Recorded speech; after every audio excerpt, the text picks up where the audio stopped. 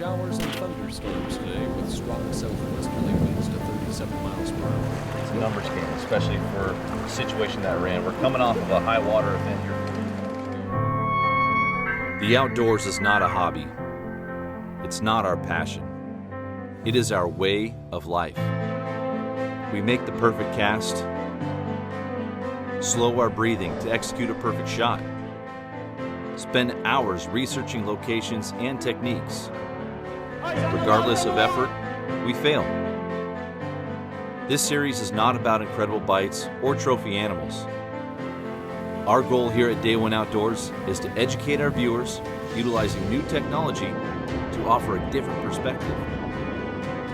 Watch as we research new areas, plan out the day, and adjust to changing conditions. If not for other experienced outdoorsmen teaching me along the way, I wouldn't have this life. I owe it to them to pass this knowledge along. I owe it to you. Join us here on Day One Outdoors, and let's learn how to become more successful in the field and on the water from day one.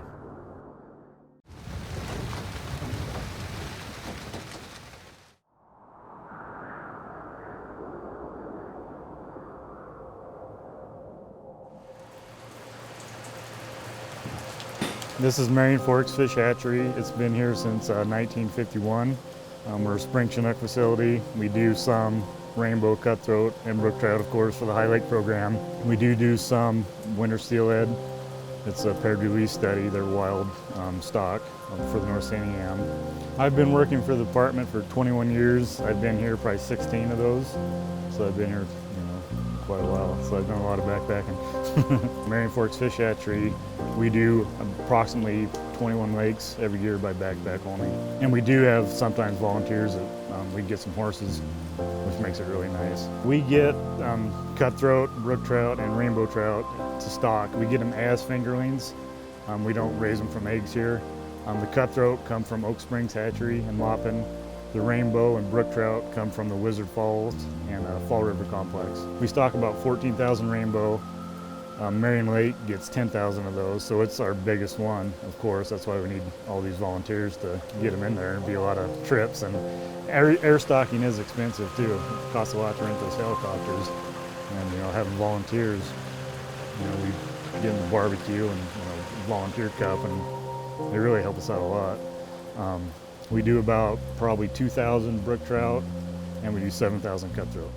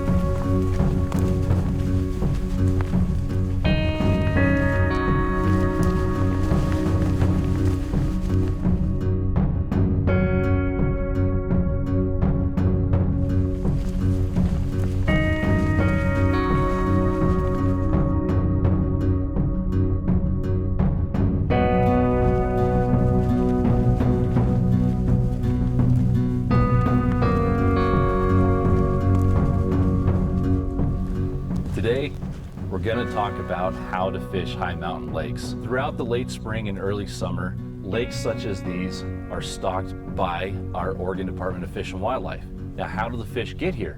We're going to talk about that program and how to target these high mountain lake fish, and also how to come out here with your friends and family, and how to equip with the right gear and bring all the fishing rods and equipment that you'll need. We made it to our first lake here. We got about another half mile to the lake that we intend to camp on and fish. It's a beautiful morning here up in the high Cascades.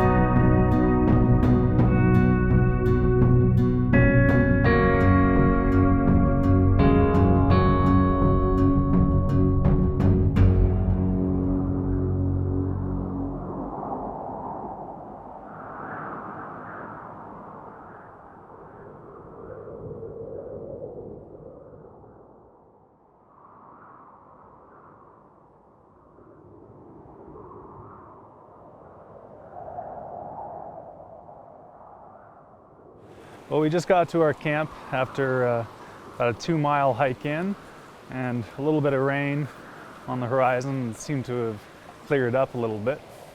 So Cody is rigging up some trout lines here and trying to figure out what'll work, creating a pattern, as he would say it, on a high mountain lake up in the Cascades, just above 4,000 feet. Cody is down there on the lake shore fishing. I'm going to show you a little bit about rigging for tent camping up in the mountains. One of the worst things is when it rains at night and you wake up in a puddle inside your tent. So building a trench around your tent can really save you from a miserable night. And we're just going to try to keep on fishing here until Cody actually sees a bite on his rod. I think he's getting a little bit cuckoo. I swear I saw a couple. Tents are all set up, and I, of course, immediately got our fishing gear ready as fast as I could, and we're fishing a couple different ways right now. We have some floating bait on the bottom right now with a size 12 corky to keep it up off the bottom. I've noticed there's a weed line out here. Then I'm also fishing a worm off the bottom, again using corkies to make sure that the worm stays off the bottom. And because we have that weed line out there, here right next to our campsite, I'm also fishing a bobber on a slip with just a little tiny piece of worm down below it. So I'm trying a few different techniques. Really, I'm trying to take it all in, trying to understand exactly the terrain and what we're working with out here. The type of structure these fish are going to associate to is either going to be on these flats, which is what we have right here. That's a nice big flat with a great spot for them to feed and cruise on the edges of these weed lines. But that typically happens first thing in the morning or a little bit later in the evening. Right now, we're midday, so this may not be the best spot for us. Other types of structure that these fish will hold to are creeks that flow in, which we have again right here, logs that are overlaying on the bank, big taller weed lines, and steeper banks. So we have a lot of different structure to work with. So when developing a pattern, you always first want to start with location. Where are the fish? And right now, we're going to see if they're here right next to camp. So we're fishing the inside of the weed line, right in the weed line, up a little bit higher. We're using those corkies. I'm fishing above the weed line and outside a little bit with our bobber. So we're covering different parts of this flat. But again, because it's midday, there may not be any fish here. But we just got through that little rain squall. We're trying to dry up, warm up a little bit, get some food in us. And heck, if we can catch fish right here next to camp, why wouldn't we? So I can make a quick cast here, keep plugging away. Oh man. I'm up here getting my second rod ready since I have a 2-rod endorsement. We're allowed to use it up here on still waters. And I was just starting to walk down to the bank and start trying something a little bit different here. Just a really small yarny I was going to soak with this fish oil shrimp, and look down, and my rod down there at the bank just got throttled. Didn't stick though. That's encouraging. It means that we got fish cruising this inside line right at the edge of the weed line right there, because I made that cast just off the edge of the weed line.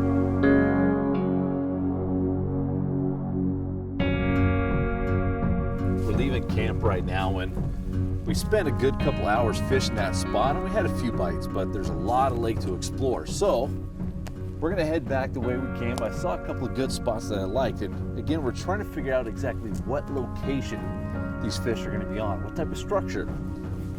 So we're gonna head back and fish a really nice big steep embankment that's gonna create a lot of depth very close to shore.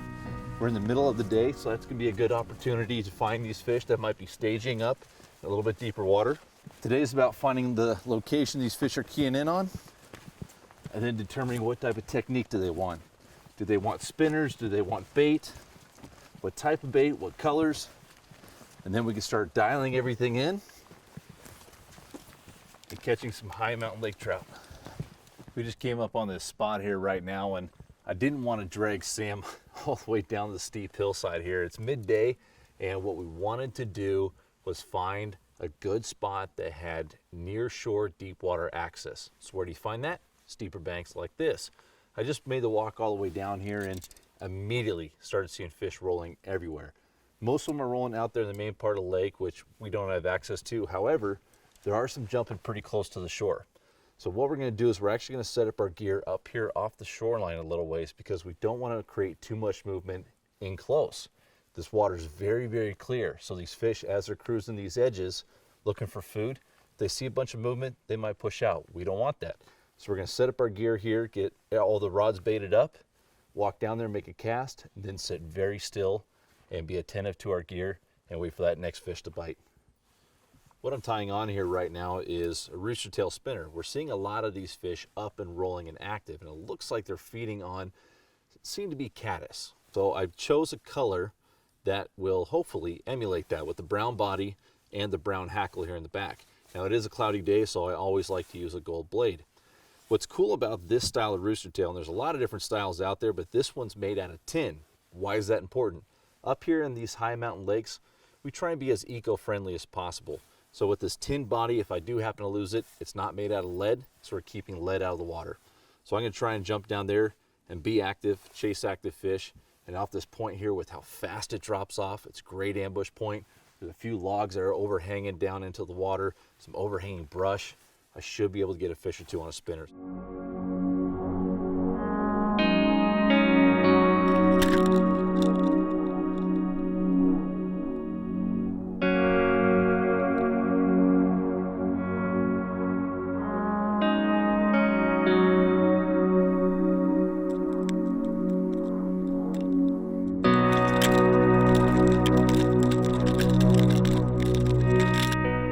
As Cody walks over to the other bank to try to find a new spot with his rooster tail, this rod hooks up. Had to grab it because Cody was somewhere else. So it looks like we got a little trout here on the water wolf, a little corky, and actually put up a pretty good fight for being such a little fish. It's a little morsel for dinner. Pretty good little trout for the mountain lake, a little bit of a fighter. Fishfield is your one-stop shop online for the gear you need here in the Pacific Northwest and beyond. From salmon and steelhead, saltwater, trout and kokanee, even crabbing. Visit fishfield.com today to place an order with no sales tax and have the gear you need shipped fast. Fishfield.com, we have what the Northwest outdoorsman needs.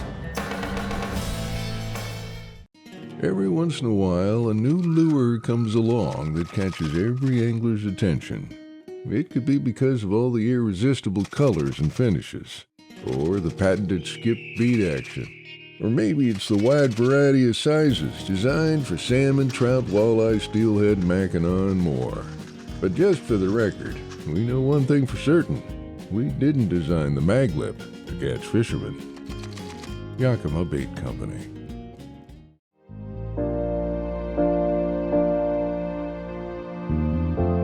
Show you exactly how we had this set up, how Sam caught that first fish there of our trip up here into the high Cascades, fish these high mountain lakes covered up in mosquitoes. So what we want to start with is our size 12 corky, our size 12 treble hook. Creates a perfect balance in the right flotation. Then we choose our floating bait. I like using this floating bait that has a lot of contrast, a lot of different colors in it. Gets the fish's attention. Put my finger in there, scoop it out just a little bit, and then you just form it around the hook. Just drop it around the hook, just press it all together, create a little ball around it, just like that. And that corky, along with the floating bait, holds it up off the bottom. Now I also like to add a little bit of scent, and since I got the corky on here, I have the capability of doing that. So what I do is just grab a little bit of this trophy trout, put them on the bottom end of the corky, just right here. Just a little bit, just like that, not very much. Doesn't take very much to create more scent down there. And I like using that gel scent because it'll stick to the corky itself. So now I have two different smells down there, lots of good contrast with that corky, the flame orange with the chartreuse dots, a lot of contrast in the bait, even with a little bit of glitter in the bait.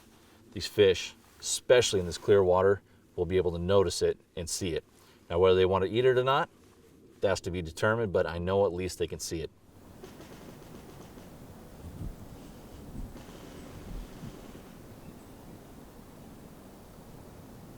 Just had a bite here on our bobber setup, and I'm running a slip bobber, and the reason why is because it allows me to adjust my depth to different parts of the water column with ease.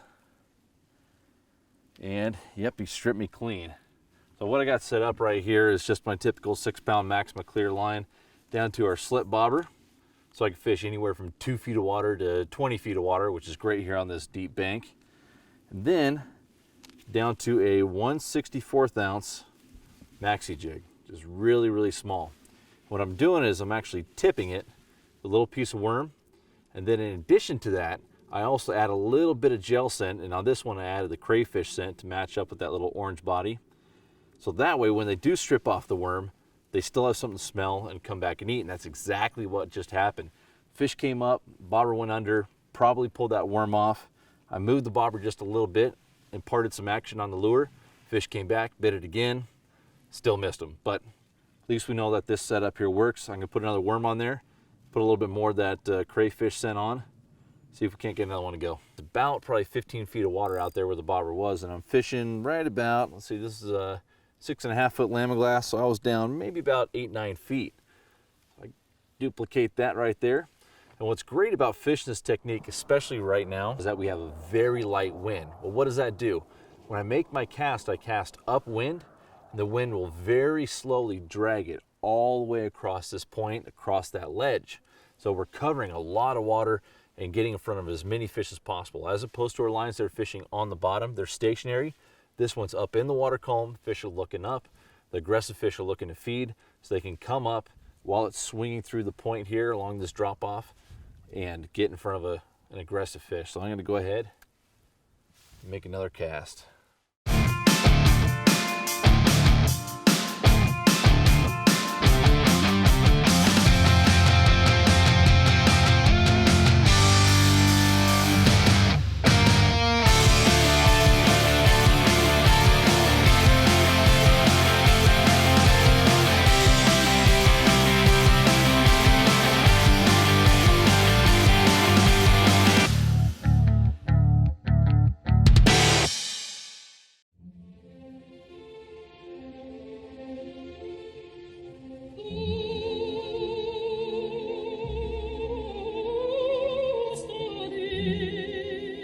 Salmon swim up to 3,000 miles to return to their exact place of birth to reproduce.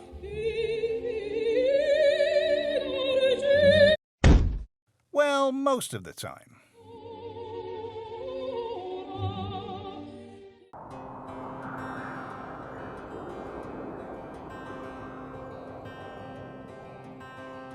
We're gonna go ahead and process Sam's fish right now, and we're gonna do that for two reasons. We wanna take good care of the meat of this fish. We harvested it, we wanna make sure it's the best quality meat that we can when we go to eat it. The second reason why is because you can see how fat this fish is here. It has a lot of food in its stomach, and I wanna know what it's eating. So I'm gonna start just by taking the knife here on the multi-tool and start right at the vent, cut straight up to the jaw, open them up. Again, I wanna keep the stomach here so I can see what he's been eating. So I'm gonna cut right at the top. Just pull these guts out here real quick. There we go, toss them aside. Now we're gonna clean out the bloodline, so I'll hop down here. Oh yeah, just in the middle of trying to clean Sam's fish and hooked up another one.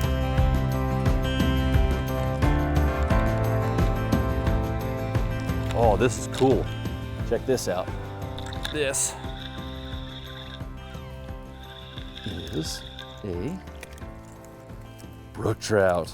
Look at how beautiful that fish is. All sorts of bugs in there. Alpha predator out here. This is a brook trout, and they're found pretty commonly up here in these high mountain lakes, especially here in the Cascades, and they're just a beautiful fish. The coloring on them, the brightness of red in the fin is just amazing. This translucent red tail, impressive fish, and these fish up here are alpha predators. They're the king of these high mountain lakes. You could tell just by looking at how big their mouth is to eat big baits, big prey, teeth on their tongues, layers of teeth on the roof of their mouth. These things are built to forage up here, all the way up in 5,000 feet elevation. We were in the middle of cleaning our rainbow trout here until we were interrupted by that brook trout. So I keep on looking at the lines here and checking them just in case we hook into another one. We're coming into late afternoon, early evening, so you might be seeing a start of the evening bite. We cleaned out the stomach, and we're gonna take a look at what's inside in just a moment here. But next, we have this main artery that runs right along the backbone. So I'm gonna take my knife, cut straight down it. That opens it up. I'll just take the butt end of it here, clean it out. Just kind of push down and rub it all out. Gets all the blood out of there. Now we're gonna go ahead and rinse it off. So here's our rainbow and our brook trout cut up here in the high mountain lakes, and They're both naturally born fish. You can tell because they each have their adipose intact still. However, when we look at the meat, the trout, the rainbow, is much more opaque compared to the brook trout, which is much more red in color. And that has everything to do with diet, what they're eating. So these two fish, although we caught them in the same location, have had different forage throughout their life. We'll see how they taste different.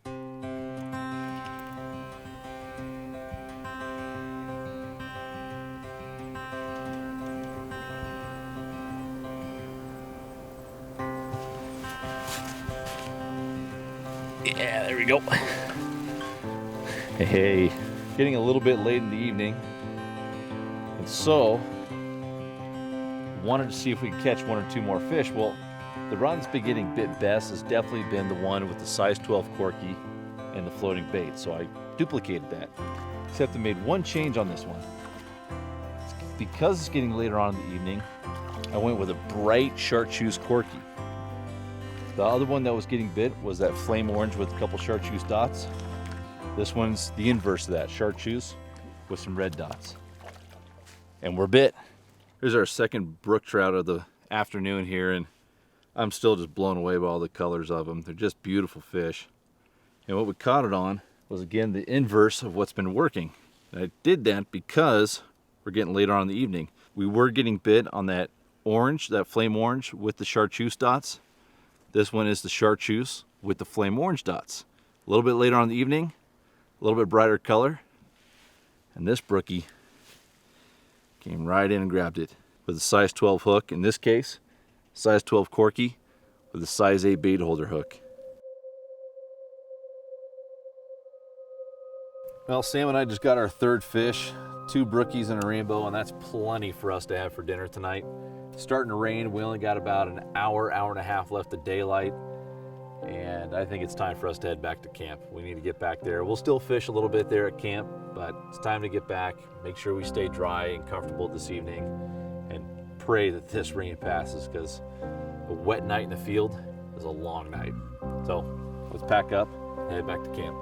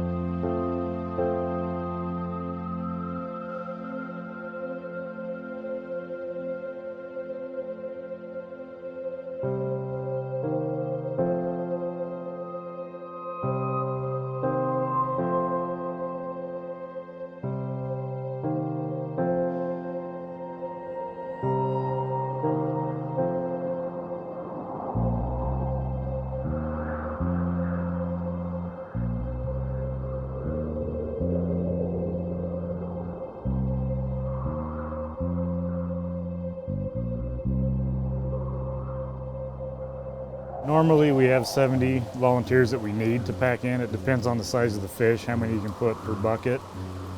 As far as I know, we're the only fish hatchery that does it.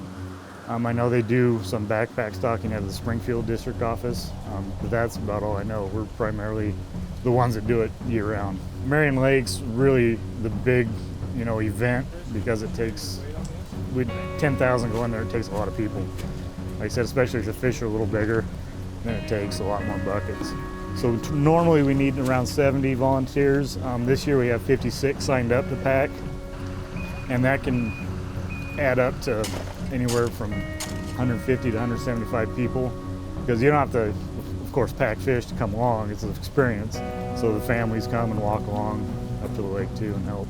These are rainbow trout. These came from Wizard Falls Fish Hatchery. They're crane prairie stock, so they're called a cranebow. They're a triploid trout, which means they're sterile. So we'll be taking 8,000 today just because we didn't have the turnout we expected. So last weekend, the backcountry horsemen took 2,000 fish in for us, just so we can make sure we get those 10,000 in there. We get a lot of repeat people, and we do have one really large group that normally comes, and they weren't able to make it this year. Plus, it doesn't help being Father's Day weekend. A lot of people, it doesn't turn them on, and the weather. But a lot of people, you know, it's a Father's Day tradition, you know, they do it every year with us. And it's not always on Father's Day, of course, but it's normally dependent on snow conditions, the third week of June. We've had it where we've had to do it in July on a really heavy snow year.